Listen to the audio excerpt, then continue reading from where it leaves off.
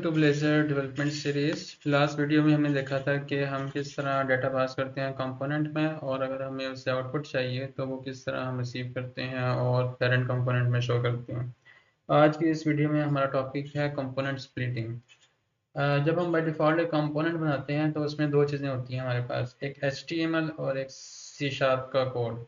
जैसे जैसे HTML grow करती है, सी शार्प का कोड ग्रो करता है, जिससे हमारा जो पेज होता है वो मेसी हो जाता है, जिसे समझना मुश्किल हो जाता है, उसकी मेंटेनेबिलिटी, स्केलेबिलिटी, सारी जो इशू आते हैं उसमें।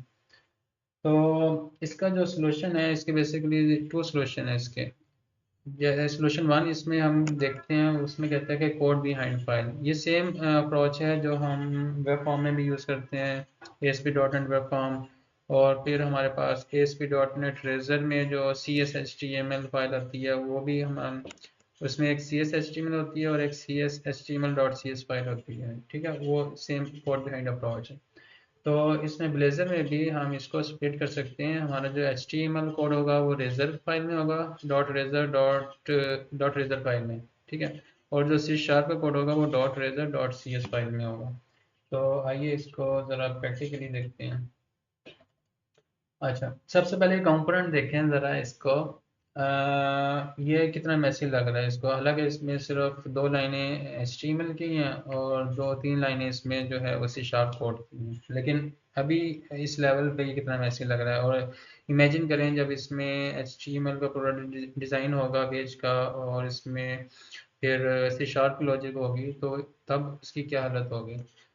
तो अब इसको हम जो सोल्यूशन वन है वो इस पर इम्प्लीमेंट करते हैं। तो सबसे पहले हमने एक पार्शियल क्लास बनानी है, वो उसी फोल्डर में बनानी है जहाँ पे आपका कंपोनेंट पड़ा है। ठीक है, तो हम यहाँ पे आएंगे, यहाँ पे एक पार्शियल क्लास बनाएंगे। ठीक है, काउंटर, जिसकी एक्सटेंशन होगी dot razor dot C S.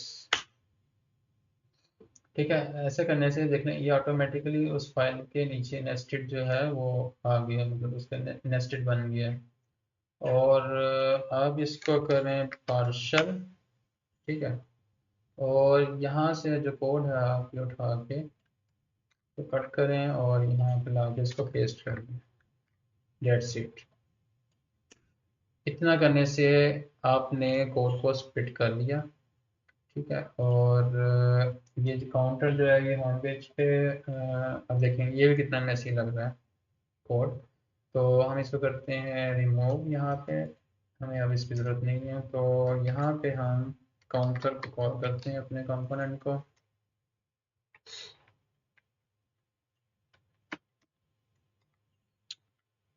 ठीक है, अब इसकी हम ज़रा आउटपुट चेक करते हैं कि ये आउटपुट क्या दे रहा है हमें।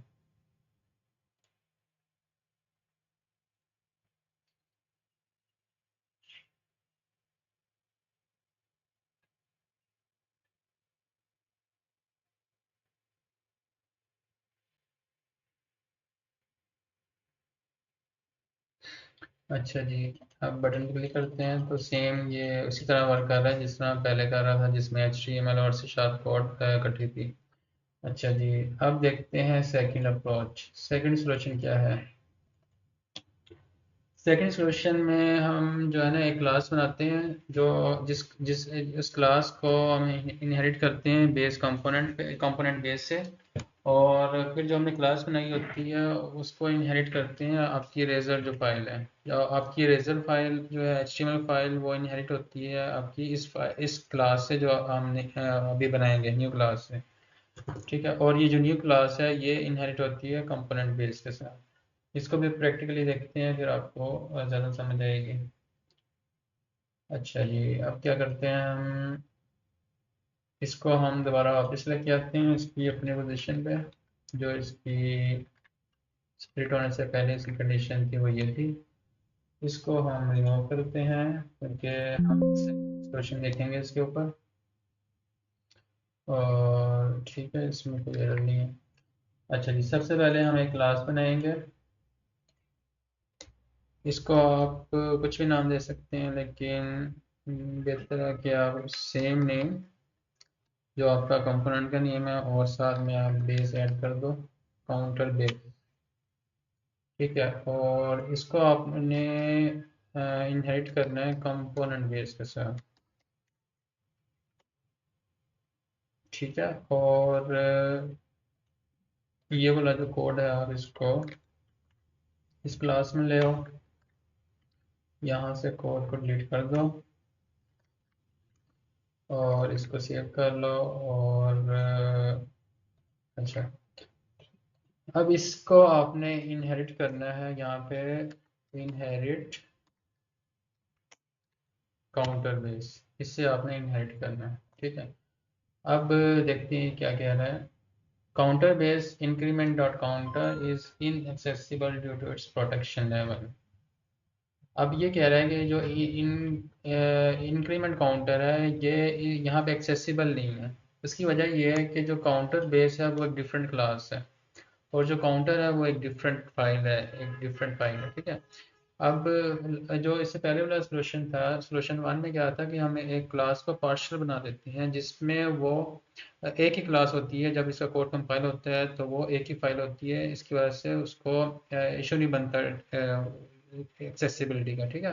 इंक्रीमेंट काउंटर उसको एक्सेसिबल होता है क्योंकि फाइल ही एक ही होती है, उसका ऑब्जेक्ट ही एक ही होता है। अब यहाँ पे वो कह रहा है कि ये इनएक्सेसिबल है क्योंकि ये प्राइवेट है।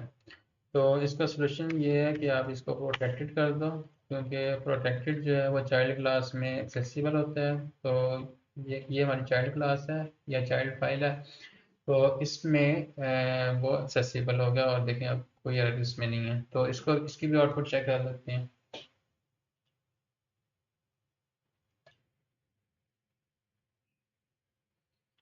अच्छा जी, क्लिक करें तो ये सेम काम कर रहा है जैसे कि पहले वाला सोल्यूशन, और उससे पहले जब वो ऑप्टिमाइज नहीं था तो काम कर रहा था।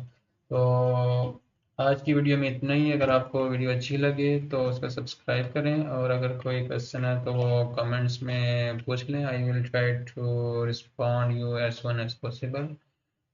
टिल देन अल्लाह हाफिज़।